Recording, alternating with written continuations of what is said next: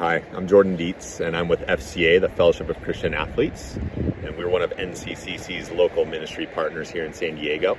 And today we're going to be in Romans 16, verses 1 and 2. And it reads like this: I commend to you our sister Phoebe, a deacon of the church in Cenchrea. I ask you to receive her in the Lord in a way worthy of his people, and to give her any help she may need from you. For she has been the benefactor of many people, including me. And it's such a neat verse because this whole chapter is actually filled with people that Paul elevates, people that have often been working behind the scenes in the church and in the ministry, the people that you don't see up on stage or preaching in front of a lot of people, but that are instrumental in the function of the local church and sharing the gospel. And I want to highlight three types or groups of people that you see in this passage. The first one are senders, the second are bringers, and the third are receivers.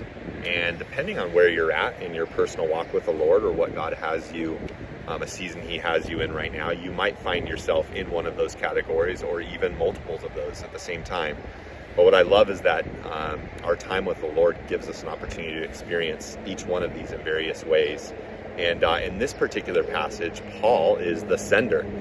In this case, he's been writing this epistle to the Romans, this letter that he wants to send to encourage the people of Rome, the church there. And what Paul does really well as a sender here, and he can be a good example for us, is he sets Phoebe up for success.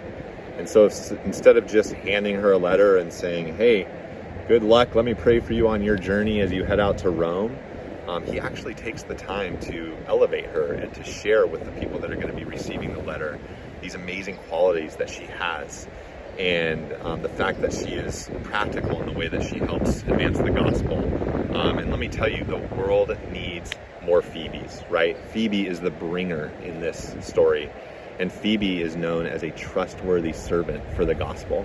And even this word deacon in the passage can be translated into the word servant. And so Phoebe is just someone who shines God's light through her serving of others. And to be honest with you, in my experience in the Christian world, that is the way that our light shines the brightest, is through serving others and through being available to help. And so Paul just speaks glowingly of Phoebe. Phoebe steps in and says, yes, I'm ready, I'm willing, I'm able, what do you need me to do? And she actually, most scholars say, is the one who physically brought this word to the believers in Rome. And Paul gives this advanced recommendation for her. And then the last group are the receivers. And in this case, it's the church, the body of Christ in Rome, who are going to be receiving this letter that Paul has been working on. And I just want to say that I know that receiving in a lot of ways seems easy, right? Well, of course, it's always good to receive something nice and awesome, something that someone's worked hard on. And even as believers, we're called to receive people well, to treat people in a way that's worthy of the gospel, and to be Christ-like in the way that we do that. But to be honest with you, I think that sometimes it can be difficult depending on the circumstances.